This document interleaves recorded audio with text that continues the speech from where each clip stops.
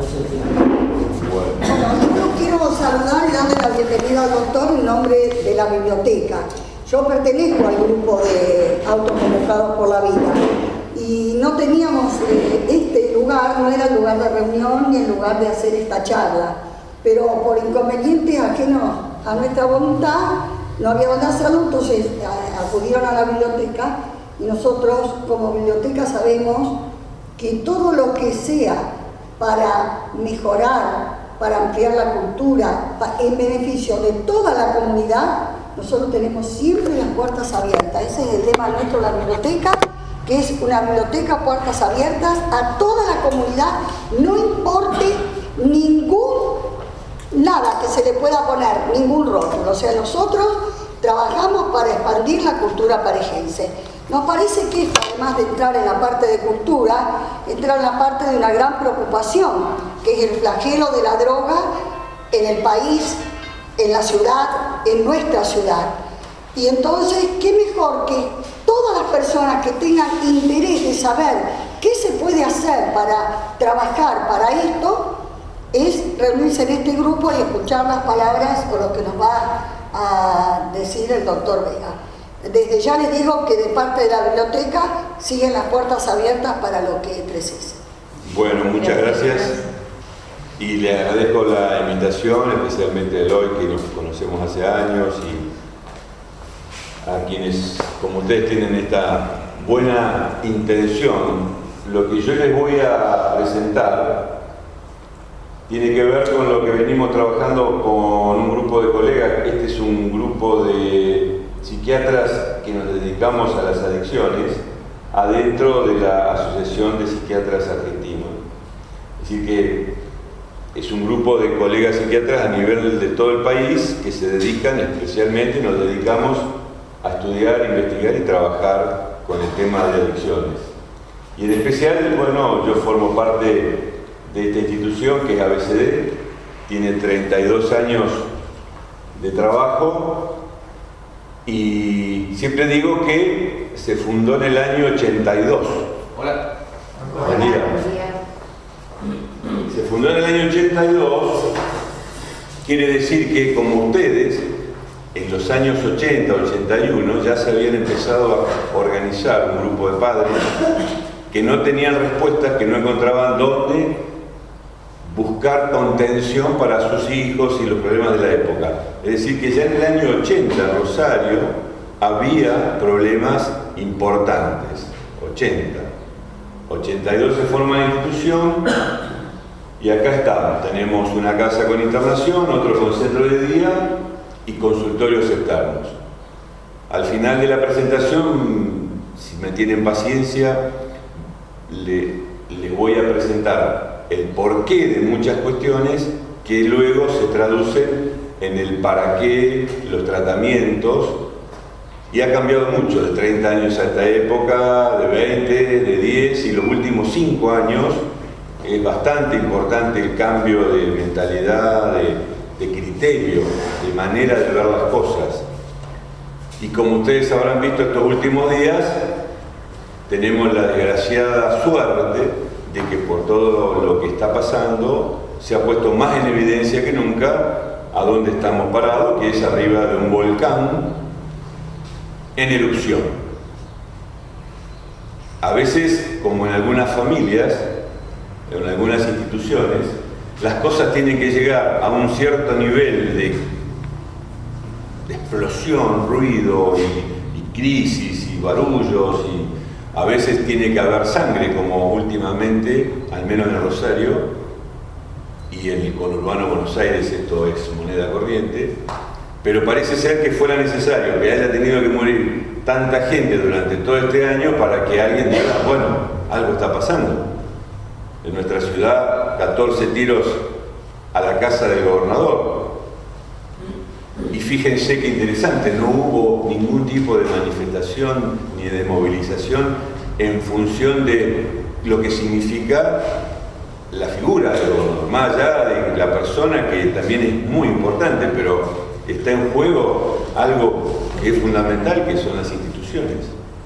Y si no lo podemos ver en esa perspectiva, quiere decir que la sociedad está demasiado enferma. Entonces, lo que yo les voy a mostrar, voy a tratar de compartir, adecuándolo a que ustedes no son ni médicos ni psicólogos, o sí, hay algún profesional, odontólogo, bioquímico, acá tenemos al gran Eloy.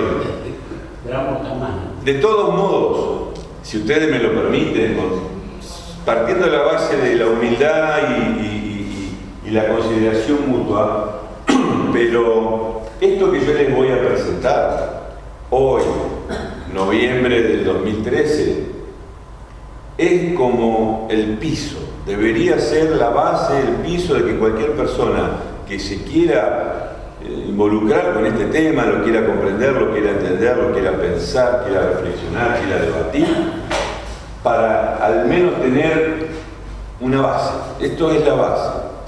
Van a ver que no es, en algún punto no es tan sencillo, pero de todas maneras, pregúntenme y ya que somos pocos, podemos charlar. Y si se arrima el mate, yo me voy a sentir muy... ¿Alguien tiene el mate por ahí? Y lo vamos tomando mientras hablamos. Yo le puse esto de Jornada de Salud Mental y Adicciones porque ustedes van a ver que hace ya un tiempo a esta parte se promulgó y se decretó y se reglamentó una nueva ley de salud mental y adicciones. Quiere decir que tenemos un marco legal que dice cómo deberían ser las cosas y le da un sentido a los criterios y a lo que deberían ser las políticas, lo adecuado desde el punto de vista normativo. Y eso es importante porque toma el tema de las adicciones como una realidad, no como un capítulo adentro de salud mental, sino como un capítulo en sí mismo. Y esto no es poco, porque ya promediando la década de los 90, 95, 96, 97, antes del 2000, el tema de las adicciones también tiene toda una normativa que es importante que ustedes sepan, porque cuando uno empieza a hacer prevención y empieza a hacer capacitación, mucha gente pide ayuda y dice, ¿qué puedo hacer con mi hijo, con mi marido, con mi hija, con mi sobrina?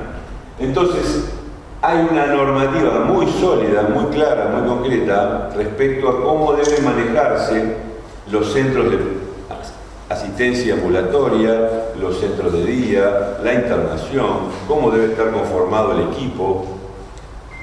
Uno sabe que puede empezar con cierta voluntad, voluntarismo, etcétera, etcétera, pero tiene que haber una normativa. Por eso digo, para habilitar un kiosco, un almacén, un laboratorio, una farmacia, un restaurante, una clínica y un servicio de adicciones, hay que cumplir ciertos estándares. ¿Por qué? Porque si nos quedamos solamente con la voluntad, las buenas intenciones, corremos el riesgo de hacer las cosas a medias. Y uno de los temas más importantes de toda esta normativa es que mete el tema en lo que se llama programa médico obligatorio. Ustedes saben que todas las obras sociales y las prepagas deben cubrir como mínimo el programa médico obligatorio. Entonces, la asistencia de las adicciones, alcohol, drogas, tabaco y demás, obesidad también en los últimos años, está normativa legalmente metida dentro del programa médico obligatorio, con lo cual, si la ley se respetara a rajatabla, una persona que tiene obra social, prepaga o lo que fuera dentro del terreno de la salud, debería tener cubierto el 100% de todo el tratamiento, medicamentos, consultas, etcétera, etcétera, etcétera, por todo el tiempo que dure el proceso. Y digo esto porque muchas veces, gran parte de los fracasos terapéuticos o de lo que uno quisiera hacer y no le encuentra la vuelta, es porque no se cumple con esa normativa. Y ya que ustedes están como empezando a dar los primeros pasos, me interesó mucho, al menos dejarlo nombrado. Es un tema que llevaría varias clases, pero de todos modos, que quede claro que hay un marco legal, hay un marco que define el programa médico obligatorio, que todas las obras sociales y prepagas, todas, especialmente las prepagas, deben cumplir.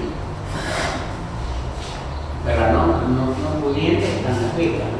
Y para las personas que no tienen obra social, existen algunas becas, pero que en general yo lo llamo, y esto, discúlpenme si soy un poco grosero en algunos momentos, pero me parece que hay que llamar las cosas por su nombre.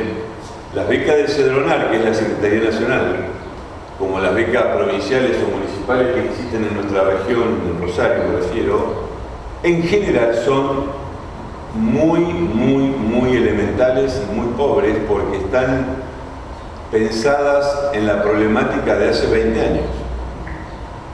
Entonces, si llegado el caso lo podemos charlar y les interesa, lo podemos profundizar, pero todo tiende a la internación. Es como que favorece la internación cuando lo que sabemos y que la nueva ley dice tenemos que priorizar los tratamientos ambulatorios, lo más cerca posible del domicilio, sin que pierda el hábito laboral, educativo y demás. Por eso, lo que yo les voy a explicar o tratar de compartirles es cómo se van uniendo los aspectos del cerebro, el organismo, la neurobiología, la parte dura de las estructuras del organismo y los aspectos de lo que es el contexto, el ambiente, lo psicosocial, la familia. Es decir, vamos a tratar de ir integrando esto porque muchas veces al estar dividido la cabeza por un lado, lo psicológico por otro, lo psiquiátrico, entonces planteando que hay mitos, muchos mitos, demasiados para mi gusto, y hay realidades que deberían ser cada vez más tenidas en cuenta de acuerdo al aquí y a la ahora. Y uno de los temas puntuales es plantear el uso de drogas. Van a ver que yo uso adicción o adicciones como título muy general, porque en realidad, hoy por hoy, lo que se debe usar para pensar es el concepto de uso. La gente usa drogas, los jóvenes, los adultos. Después puede ser que tenga un uso leve, un uso moderado o un uso grave. Por ejemplo, ahora debe haber muchos jóvenes o relativamente jóvenes que anoche, en la previa, se tomaron como mínimo media botella de Fernet con tanta cantidad de gaseosas que tienen mucha cafeína. Posiblemente algunos se tomaron algo más después. Y si son jóvenes, adolescentes, ya con eso, solo con eso, tenemos un problema grave. Que un viernes, durante 2 o 3 horas, porque es muy rápido, y ustedes, por ahí los más jóvenes, pueden haberlo visto, en 2 o 3 horas, varones y mujeres de 12, 13, 14, 15, 16, un poco más, un poco menos, será de primera marca o de cuarta marca, pero se toman ese medio litro de Fernet con coca. El Fernet, vamos a ver, es enorme la cantidad de alcohol que tiene. El alcohol es un depresor. Claro, cuando tomamos los primeros tragos, deprime lo más elaborado del cerebro, lo deprime, entonces nos desinhibe. Lo más elaborado, que son nuestros frenos, nuestras inhibiciones para vivir en sociedad y respetar ciertas pautas, eso se deprime, entonces nos desinhibe. En general hasta ahí no pasa nada, es como la etapa, se llama la etapa del mono, estamos contentos, estamos alegres. Pero generalmente después de un tiempito, unos minutos, alguna media hora, el alcohol ya sigue profundizando la depresión y entonces ya es un poco más desinhibición, impulsividad, y entonces viene la etapa del león, que la persona ya está medio furiosa y hasta puede agarrarse a trompadas o enojarse o pelearse, generar distintas situaciones. Y ustedes habrán visto que generalmente, si la persona sigue avanzando en ese consumo, viene la etapa del chancho, porque es un chiquero. Se desmaya, se vomita, sucia, se macana, desastres. Dicho así muy rápida y groseramente. Entonces, esa persona que usó mucho alcohol en 2 o 3 horas, ese atracón de alcohol en 2 o 3 horas, no define una adicción, no es un adicto. Pero es un problema gravísimo porque si es un joven y lo hace una vez por mes, ya con eso tenemos que este uso de droga, de alcohol solamente, va a determinar, va a causar un trastorno crónico y una enfermedad mental a través del tiempo. Y este es el concepto más duro que me interesa hoy dejarles a ustedes, para pensar que en general nicotina, alcohol, marihuana, cocaína, a la neurona en el cerebro le llega por igual. Y la neurona no hace diferencia entre las drogas, porque las neuronas son como los niños de un jardín de infantes. Si uno le lleva caramelos, los chicos no preguntan de qué son los caramelos. Los chicos se lo guardan. ¿Vieron cuando se rompe la piñata que los pibes se tiran abajo? Ellos no preguntan si son de frutilla, de manzana, ellos quieren caramelos. Las neuronas quieren esos estimulantes, alcohol, nicotina y las drogas que sean. Entonces, el título o el objetivo especial que me interesa transmitirles es que el uso, el consumo, aunque sea una vez por semana, una vez por mes, cada tanto, en todo caso será leve.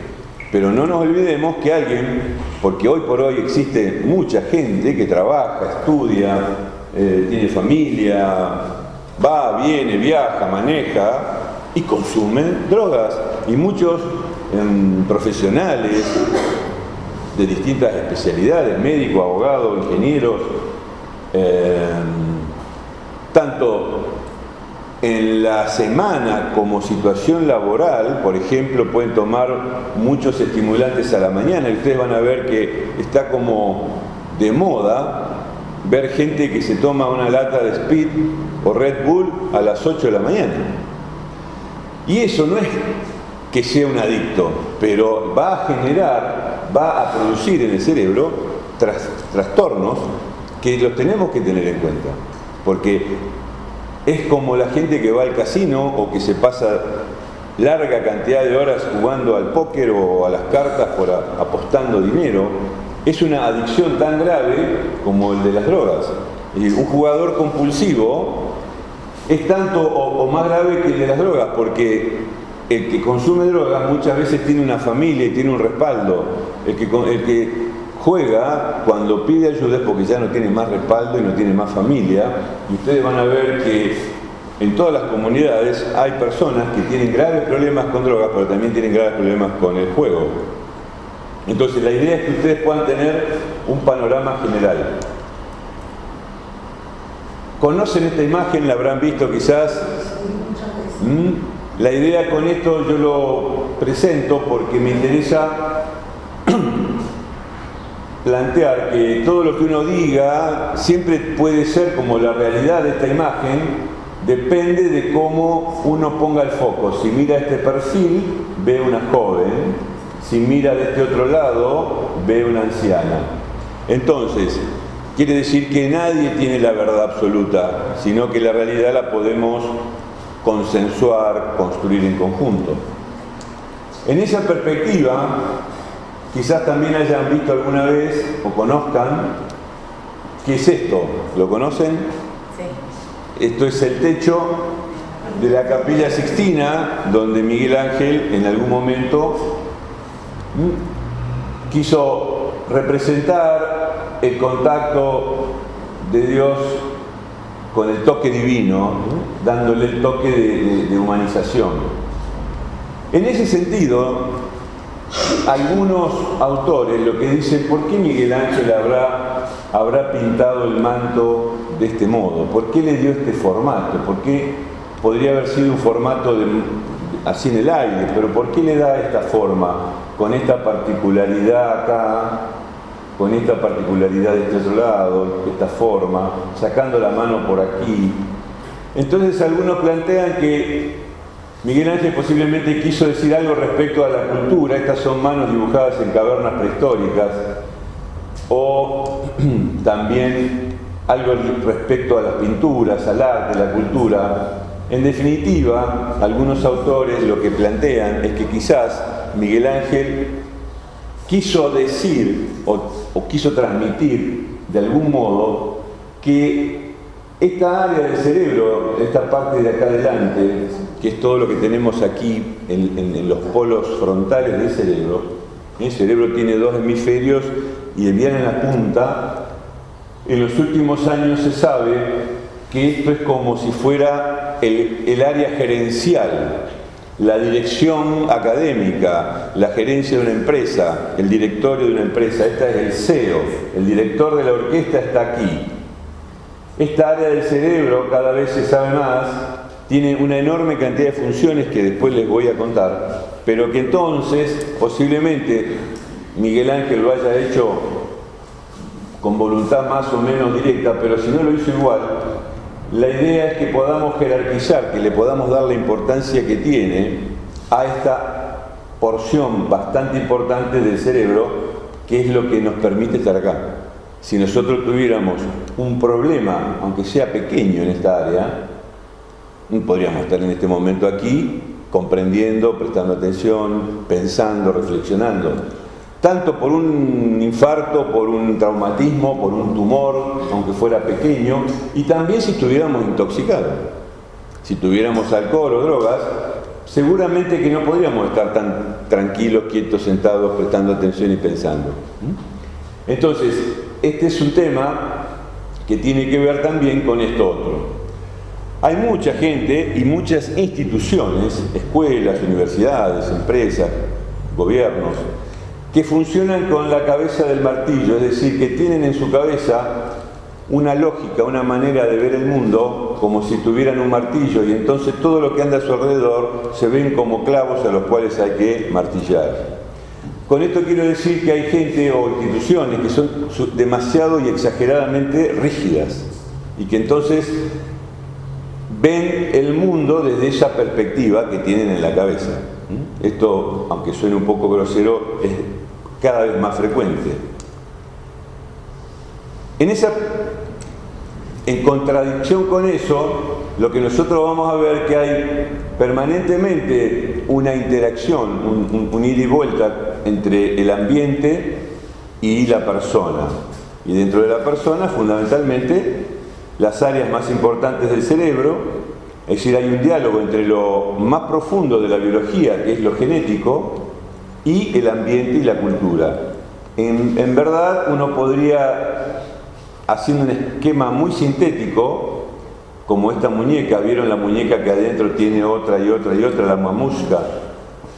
Que cuando uno se mete en profundidad, lo genético, y cuando uno ve el ambiente, la cultura, hay un diálogo, y nosotros como personas, como sociedad, como familia, etcétera, somos el producto de ese diálogo.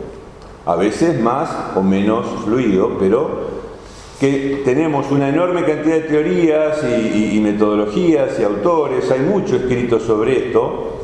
Por eso también es importante que si bien todo el mundo tiene derecho a opinar, pero en estos temas hay demasiados opinólogos. A mí me parece, que yo digo, que la voluntad, que esto, que el otro.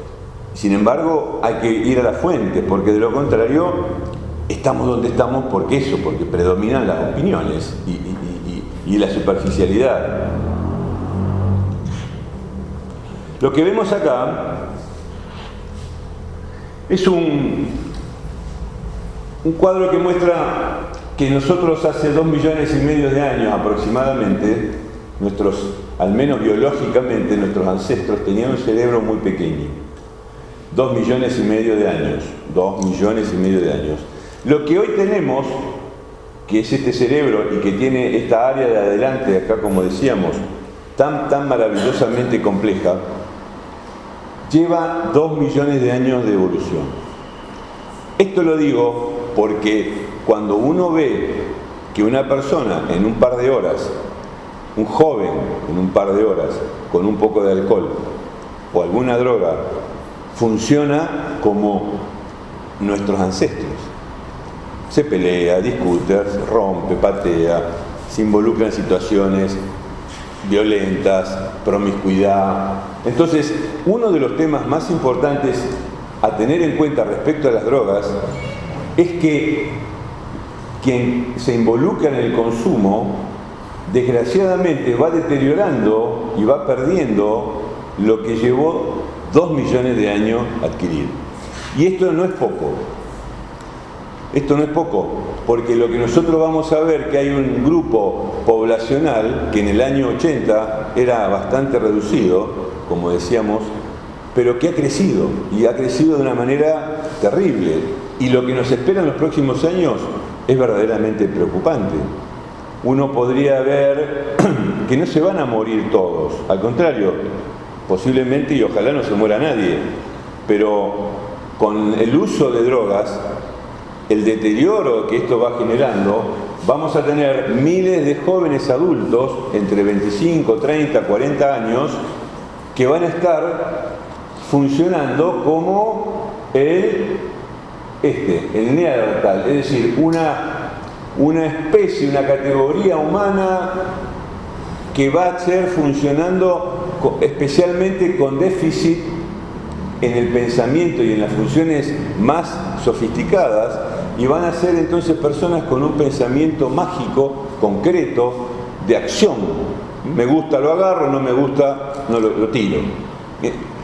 Y esto es como una involución, porque nosotros hemos logrado, estamos acá y para colmo en una biblioteca, justamente la cultura, la civilización implica el desarrollo de las funciones del cerebro que permiten crear y generar un ambiente cada vez más enriquecido, cada vez más elaborado, la civilización, las leyes, la cultura, etcétera, etcétera. Entonces, esto lo planteo porque cuando uno dice que la droga mata, no mata en realidad en términos masivos, lo que más importa es que deteriora y lleva para atrás la evolución.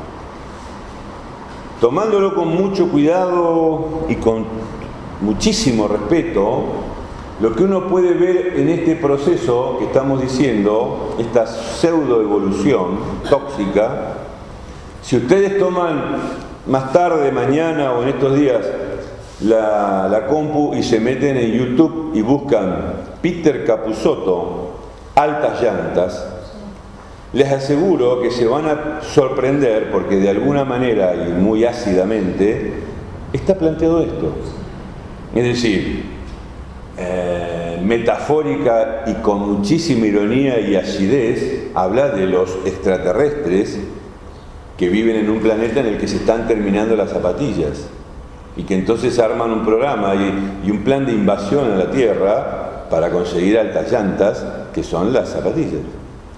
Y si uno le da varias vueltas, porque son 1, 2 o 3 capítulos, les digo que es más allá de la ironía y de la acidez y de cómo uno lo pueda ver, es preocupante porque es tan contundente a la hora de que después uno pretende hacer prevención y pretende hacer tratamientos.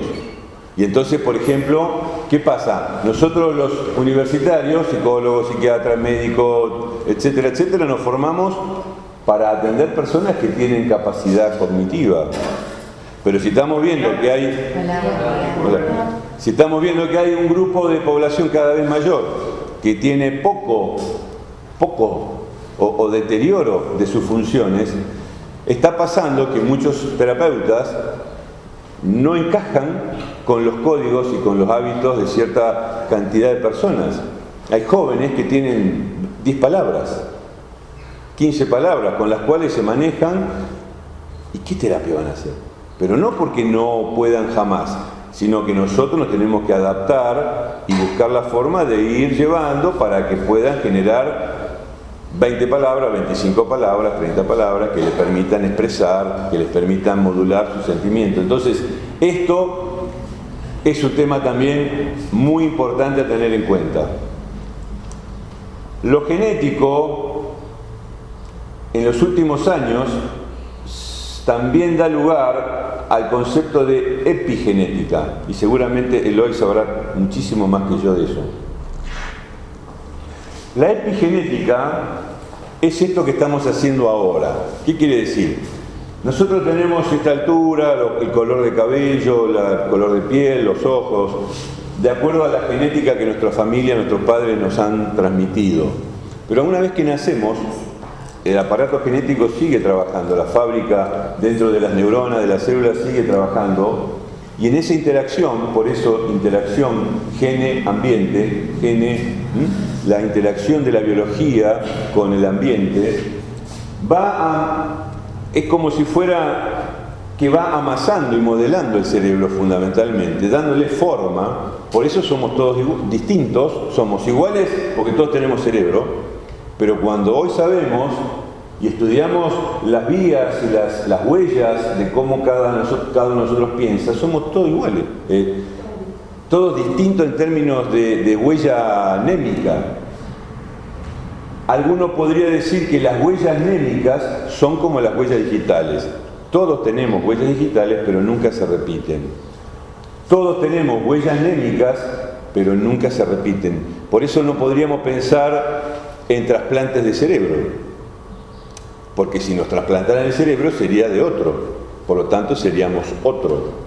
Es decir que esto es importante tener en cuenta porque la epigenética va a ser donde más se va a alterar por el consumo de drogas, porque es como si ustedes están haciendo un trabajo en la computadora y de pronto aparece un virus que le tilda la máquina, o donde apretaron la O aparece la M, o donde apretaron la A aparece la X, o apretan la Z y se pone en marcha la música, es decir, una distorsión. Entonces algo que tiene muchos millones de años por el consumo de alcohol y drogas, especialmente cuando empieza en la adolescencia, esto se altera. Entonces ustedes van a empezar a ver que no es casual que aparezcan los problemas de conducta, los problemas de violencia, la impulsividad. ¿Por qué? Porque especialmente esta área del cerebro, que yo les voy a repetir muchísimo, una de las grandes funciones que tiene esta área es el freno. Es lo que más nos diferencia del resto de los mamíferos que tienen todo esto. Cuando uno va a la carnicería ahora, vamos a la carnicería y le pedimos sesos. Los sesos de la vaca tienen hasta acá. Es decir que el seso de la vaca, si ustedes lo ven, es así. Tiene esto. Esta parte del cerebro, el cerebelo, esto es lo que nos comemos. Esto es exclusivamente de un cerebro humano. Y esto es lo que hace que después de 2 millones de años podamos frenar, podamos pensar, podamos planificar, podamos hacer todo lo que hacemos todos los días, y que es haber sido modelado nuestro cerebro por el ambiente familiar. El ambiente va modelando, y por eso es tan importante la familia, el contexto familiar, no importa si es la mamá, el papá, los abuelos o lo que fuere. Es el contexto donde la criatura, donde el sujeto va desarrollando, va a la escuela, va al bar, va a la vereda, sale a la calle, está en la escuela y hace todo un desarrollo de su vida. Entonces, me interesa dejar muy claro la importancia, porque no hay cerebro humano si no es así modelado por el ambiente. Cuando uno dice, pero esto es muy biológico, sí, es biológico, pero teniendo en cuenta que no hay cerebro humano que no sea copiado y modelado por el ambiente. Queda lo suficientemente claro que entonces no podemos pensar en el cerebro como algo aislado. Nuestro cerebro, que es la máquina que tenemos para pensar, es única, irrepetible, singular y funciona solamente en ambiente humano. Cuando a un niño o cualquiera de nosotros quedara totalmente aislado, en cautiverio, en un lugar totalmente desconectado del ambiente humano, generalmente, si son niños, se mueren. Está más que demostrado. Esto es lo que se llama la pirámide de Maslow, que es un autor que dice que hay necesidades básicas, hay necesidades de contexto, de seguridad, de contención. Por eso se buscaban las cavernas y se buscan las casas y las chozas. Y hay necesidades sociales, hay necesidades individuales, pero fundamentalmente, y coincidiendo con la parte más elaborada de nuestro cerebro, hay necesidades o condiciones de autorrealización. Es decir, que el sujeto, el individuo, además de todo esto, especialmente necesita su desarrollo en un conjunto social, en un conjunto comunitario, en un ámbito cultural y social, pero siempre respetando y promoviendo fuertemente la autonomía y la autorrealización. Hay algunas experiencias. Este señor estudiaba los patos y, aunque parezca mentira, él desarrolló con esto una teoría que es la etología, que después hay muchísimos autores, y esto dio lugar a entender básicamente cómo funcionan los mecanismos apenas nacen los patos, pero también los animales y los seres humanos, es decir, el apego fundamentalmente. ¿Por qué nos apegamos? ¿Por qué nos mantenemos cerca de ciertas personas? Este otro investigó al revés, agarró los monitos y los crió en aislamiento. Y también encontró, por ejemplo, que los monitos aislados todo el tiempo estaban con esta mona de felpa, porque era suave. Solo se acercaba a esta otra cuando tenía que comer porque le ponía una mamadera. Cuando el monito tenía momentos de susto o de una situación novedosa, se acurrucaba en la mona de felpa, fíjense. Entonces con esto también se pudo ver que la contención, el apego, el cobijo tiene que ver con la ternura, la calidez, la suavidad y toda una serie de cosas, aún en monitos que estaban totalmente desconectados. Este señor, John Bowlby, ya en los años 50, ya planteaba el cuidado de los chicos y el crecimiento con amor. Él, a nivel de Naciones Unidas, por eso hay cosas que son muy, muy viejas y es decir, que lo único que hace falta es que funcionen. Así que a nadie le resulta extraño ni novedoso decir que es necesario cuidar a los chicos y que tengan un círculo, un ambiente de seguridad, una base segura.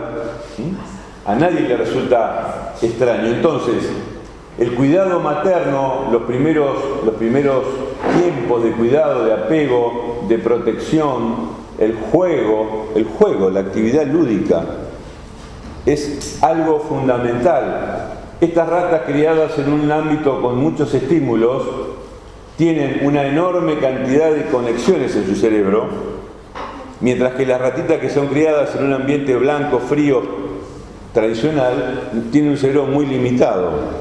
Esto mismo también pasa con el cerebro humano. El momento, fíjense acá, hoy se sabe que hay unas neuronas en el cerebro, un área que se activa ya desde muy bebé, imitando automáticamente, es decir, que el bebé no lo hace con intención, pero activa y refleja, y ustedes, las mamás o las abuelas, las mujeres saben perfectamente de qué manera el bebé responde, muchas veces sin intención, pero responde a los gestos.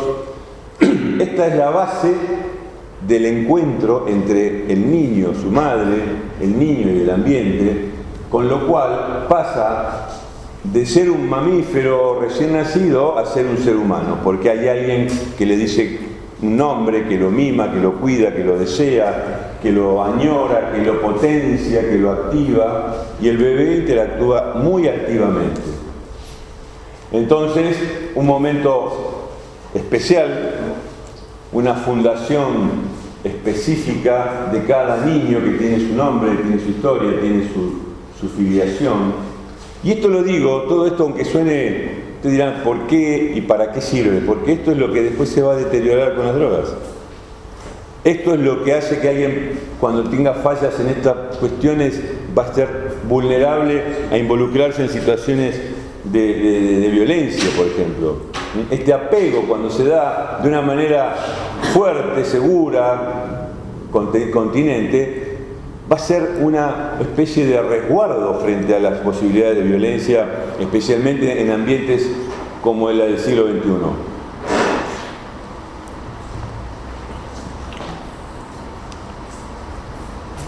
El ambiente seguro, el cuidado, la actividad lúdica, todo lo que hace que el niño pueda desarrollarse en una suficiente complejidad para que su desarrollo neuronal, para que su cerebro pueda ir pasando por los distintos momentos que necesita.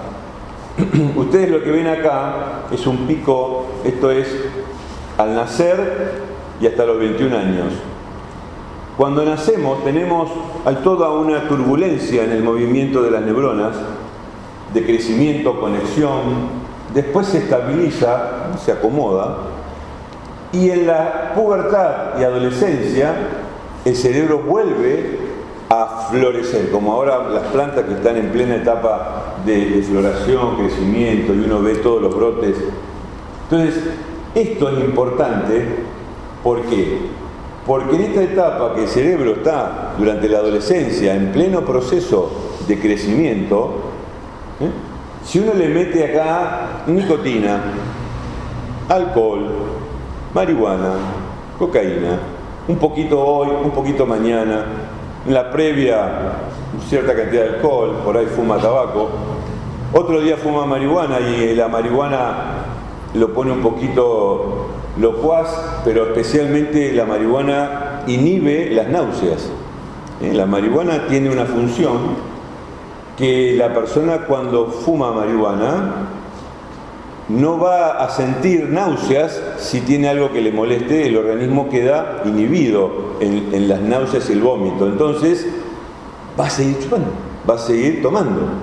Y en vez de largar lo que tendría que vomitar, lo sigue teniendo adentro y eso también juega muy en contra. Entonces no es que el fumar marihuana no hace nada, hace por sí misma, pero también porque en este caso promueve que la persona siga tomando alcohol sin haberlo vomitado al exceso irritativo. Y especialmente estos son neuronas que van creciendo. Cuando decimos que las neuronas se conectan y que es tan importante tener en cuenta, hablamos de neuronas, pero también hablamos de conexiones. Imagínense que la neurona es como el teléfono y las conexiones son como la libreta de contacto. Uno puede tener un teléfono mudo con un contacto que llama solamente a una persona, pero puede tener muchos amigos y muchas personas y muchos teléfonos y recibir y hacer llamadas permanentemente. Cuanto más conexiones tiene, más fluidez, más comunicación. Bueno, las neuronas igual. Lo que más se daña con el consumo de sustancias es esto, la conexión. Se empiezan a deteriorar las conexiones. Es como cuando uno tiene mala señal o no tiene señal del teléfono, no puede comunicarse.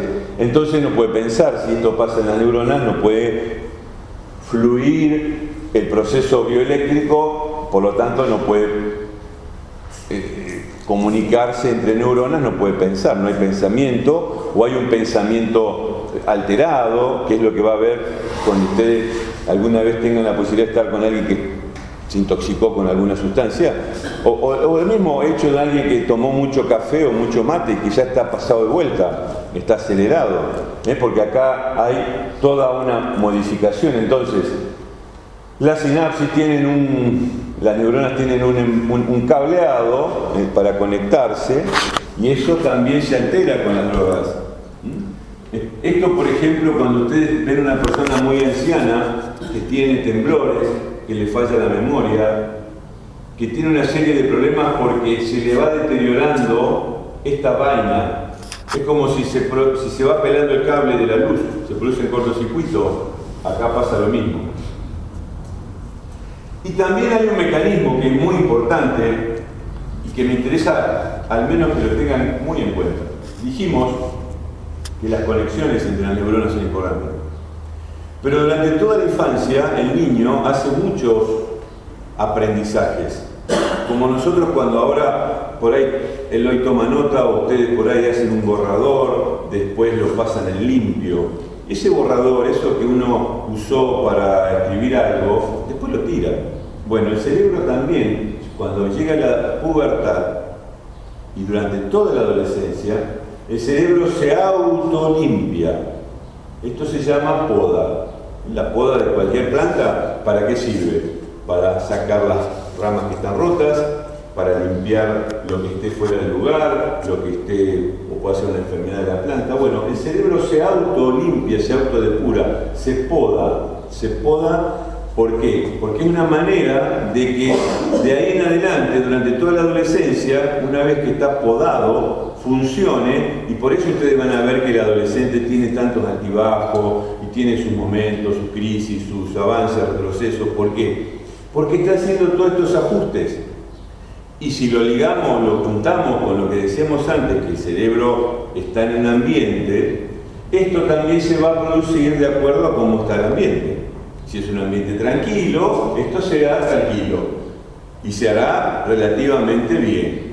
Pero si acá le meto sustancias, o le meto mucho rock and roll, o mucha caravana, o mucho estrés, abandono, hostilidad, maltrato, y esto se va a alterar. Esto se va a alterar. Esto necesita un ambiente normal, dormir por la noche, hacer las actividades durante el día, tener horarios, un ambiente protector, cálido, ordenado, donde blanco es blanco y negro es negro, y sí es sí y no es no. Entonces este cerebro se va limpiando de todo lo que no sirve y se va formateando como cerebro hacia futuro. Una pregunta, una persona que se drogó, se alcoholizó hasta los 30 años, ya tiene esa condición medio drogada. ¿Qué pasa si de ahí cambia su estilo de vida? ¿Se regeneran esas condiciones o no? Se puede mejorar y mucho, muchísimo, ¿sí? Seguro que sí. Posiblemente siempre hay posibilidad de recuperación. Lo que puede pasar que esto que quedó maltrecho, como son tantas las neuronas y son tantas las conexiones, a los 30 años queda mucho por hacer. El tema es que a veces tiene que haber entonces un tratamiento, porque no es que esto se hace mágicamente. Así como hay todo un deterioro con un proceso que lo ha deteriorado, también tiene que haber un proceso que ayude a la recuperación. Alimentación, algunos medicamentos, un ambiente sin estrés, un ambiente de contención. Quiere decir que esto no siempre es tan fácil lograrlo. Se puede conseguir.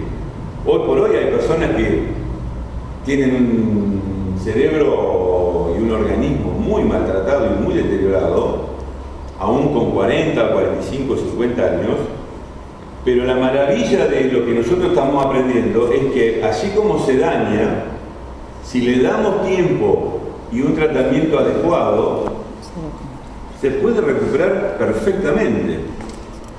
No quiere decir que se recupere lo que se perdió. Lo que se perdió, se perdió. Lo que se dañó, se dañó.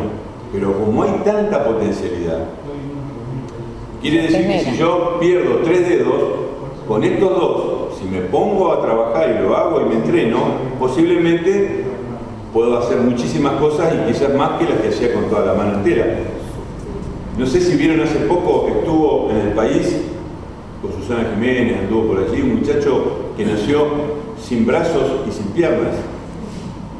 No me acuerdo ahora el nombre, después se lo mando a Eloy. Es un muchacho que nació por una enfermedad, por una falla genética, sin brazos y sin piernas. Tiene solamente un pedacito de pie aquí pegado a la cadera, y con eso él se mueve, se moviliza y da conferencias porque tiene toda una capacidad que ha desarrollado de superación y realmente es impresionante. Si lo ven, se lo ponen acá arriba y habla. Dio una charla en la universidad. Da charlas en todo el mundo de lo que significa superarse. Con esto quiere decir que siempre hay posibilidad de superarse, pero hace falta ayuda de los otros y disciplina y un marco y un contexto. ¿Y cuál es el problema? Que a veces eso es muy costoso. Y en nuestro país, desgraciadamente, a veces, además de costoso, no está. A veces, aunque uno tenga mucha plata, no está el ámbito para lograr esa recuperación, que es lo más grave. Y esto se lo digo por lo mismo que les dije al principio, de por qué hablar de las leyes, de la normativa y de la necesidad de hacer las cosas de base suficientemente bien. Fíjense acá lo que yo les comentaba al principio, hasta la adolescencia, hasta los 12 a 18 años, toda la adolescencia, es una época de poda, es una época donde el cerebro se está terminando de hacer los ajustes. Es como un momento, la adolescencia, donde funciona toda la sintonía fina. El primer año de vida tiene la importancia de ser el primer año es donde se instalan, como la computadora, se le instalan el software, el sistema operativo y todo lo que va a permitir que funcione. Es el primer año de vida. Si está mal hecho, si está desnutrido, si tiene alguna dificultad importante y se altera esto, está al horno. Pero no, porque ahí sí que no hay retorno. Hay una fundación CONIN, que maneja un pediatra que se llama Abel Albino, y les recomiendo que la conozcan. Sí, la conozco. Abel Albino tomó un modelo chileno y desarrolló con su grupo un programa de prevención de la desnutrición. ¿Y qué dice? Que lo que no logra el cerebro, el organismo del niño en este momento, que es fundamental y la prioridad es el funcionamiento del cerebro, lo muestra como una nuez que está completa y al lado pone una nuez que está seca. Una nuez seca es el cerebro de un niño desnutrido. ¿No lo presentó la nata en el programa? No sé, puede ser. Sí, el pediatra que... Si ustedes ponen, creo que está la nata lo está haciendo. Sí. Es tan contundente, porque ojo, no quiere decir que el nene está totalmente desnutrido. Uno de los problemas más graves que yo pienso que tenemos y que está como oculto, que no se ve, como lo que está bajo el agua del iceberg, del témpano, lo que está abajo, que no se ve, es la desnutrición leve a moderada. Es decir, el chico que más o menos crece, pero no tanto como debería, que más o menos funciona, pero no tanto como debería, que viene medio lento. Esto después los pediatras son los mejores, los que verdaderamente dicen que corresponda, pero quiero decir que acá hay mucho por trabajar también. Uno podría decir que cuidar el embarazo, que las mamás embarazadas hagan un control médico y que estén bien nutridas y que hagan todo lo que corresponda, sería una de las mejores prevenciones.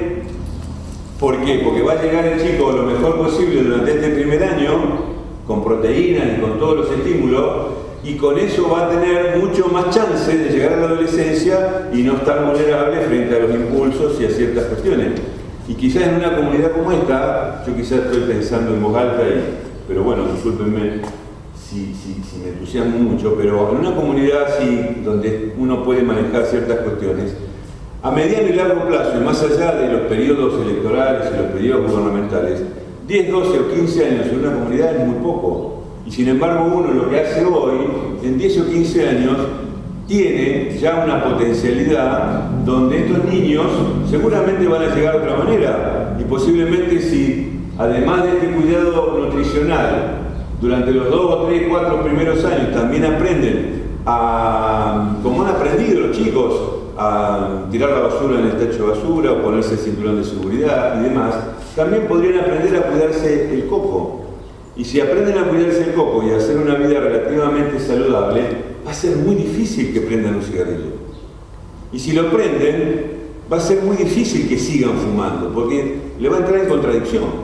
Pero si todo el mundo fuma, nadie le da bola, y todo el mundo escapa, y nadie le da bola, y encima está todo bien, porque está de moda fumar, tomar alcohol, y entonces somos todos vivos porque estamos re locos, el pibe dice, entonces no pasa nada. Y si los médicos, pediatras, psicólogos y mucha gente dicen fumarse un porro no hace nada, entonces el pibe fuma marihuana. Y hasta se va a pretender tener una maceta en la casa y que la mamá se lo permite y que el papá no diga nada. Y eso es como estamos hoy. Pero si nosotros hacemos un trabajo como el que ustedes pudieran plantearse, yo creo que esa es la verdadera prevención. Sí. Hablar de esto yo lo hago con adultos. Prácticamente a mí me parece que con los chicos hay que hablar de otras cosas y de otra manera. Esto es para que ustedes entiendan qué es lo que necesitan los niños, que somos nosotros los adultos los responsables de cuidarlos y de crear ese ambiente donde puedan vivir un poco mejor. Fíjense, acá lo que se ve es que todo esto que les vengo diciendo tiene que ver con un cerebro normal. Las áreas de acá adelante que sirven para pensar y las áreas que son de la amígdala, que es un área, no es la amígdala de la garganta, es la amígdala del cerebro, que es un área que es como si fuera, ¿vieron en las casas que están los sensores de la alarma? Que prende la lucecita y cuando uno la activa son sensores de movimiento. Bueno, la amígdala del cerebro es el sensor de movimiento, el sensor de la novedad. Eso viene ya lo traemos de cuando éramos, quizás estábamos andando por arriba de los árboles como monos, hace varios millones de años. Entonces, esa área se activa ante situaciones de peligro, ante situaciones de novedad. Y si la novedad es peligrosa, hostil, está y sigue y sigue y sigue y sigue activándose. Entonces, cuando eso sucede, con el estrés crónico y con las situaciones, imagínense un chico, un niño, un joven, que vive en un ambiente, familia, escuela, calle, lo que sea, y que cada tanto, periódicamente, hay situaciones de riesgo, de peligro. ¿De dónde viene la bala? ¿Y de dónde va a venir el golpe? Y hoy tengo hambre, y tengo frío. Entonces, ¿qué pasa? Esta área está hiperestimulada y por lo tanto crece como si en vez de tener un sensor tuviéramos 20. Se va a poner cada vez más rápido activada la alarma. ¿Podríamos estar acá con la alarma activada? No podríamos prestar atención a todo esto, estaríamos viendo por dónde vienen los chorros.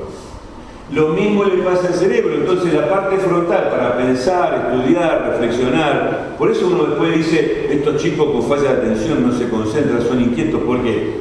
Porque seguramente que en el ambiente donde están habitualmente tienen demasiados estímulos que generan esta hipersensibilidad. Y no se resuelve con medicación. Por ahí se le puede dar algún tipo de ayuda, pero lo que más va a importar es que el ambiente cambie.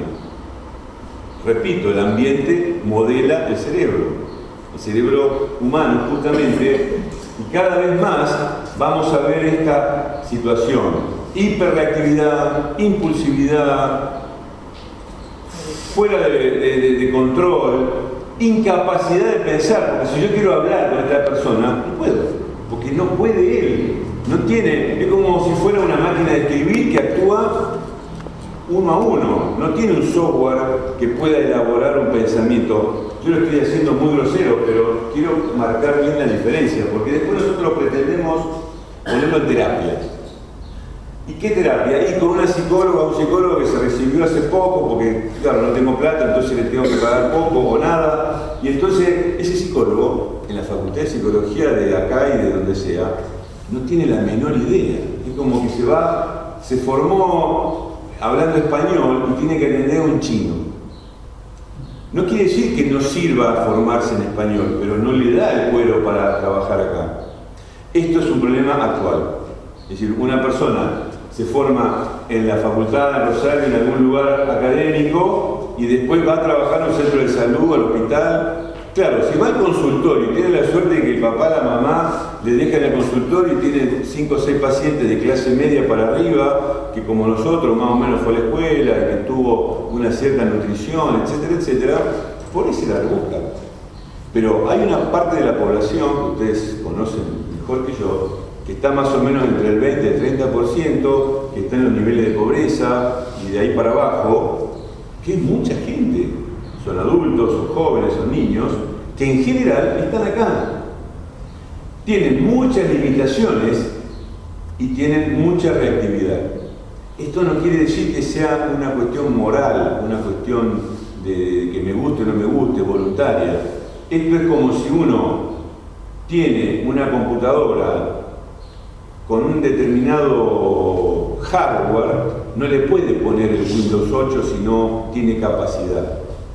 Y yo creo que muchas veces nos pasa con el tema de las adicciones que pretendemos hacer cosas como si tuviéramos un cerebro normal para pensar con un Windows 7, un Windows 8, una Mac, y resulta que estamos ligando acá a veces con la arcilla y la piedra y el cincel. Lo digo, disculpen que sea un poco así exagerado, pero quiero marcar bien la situación. Porque esto va a depender mucho después de que esa persona que viene con ganas de recuperarse, aunque tenga 30 años, pongamos, pero resulta que se estuvo carabaneando durante 30 años, por ahí dejó la escuela, por ahí no tiene oficio, o anduvo en la calle haciendo manejo y haciendo cosas, no tiene disciplina laboral, no tiene un montón de cosas, lo va a lograr recuperar, pero no le va a llevar un mes, 2 meses, un año, va a ser todo un proceso, siempre y cuando esté bien hecho, porque ustedes saben muy bien, a uno le dan la receta con los antibióticos y uno lo toma, pero a veces no siempre tiene buen resultado, aunque cumpla con las indicaciones.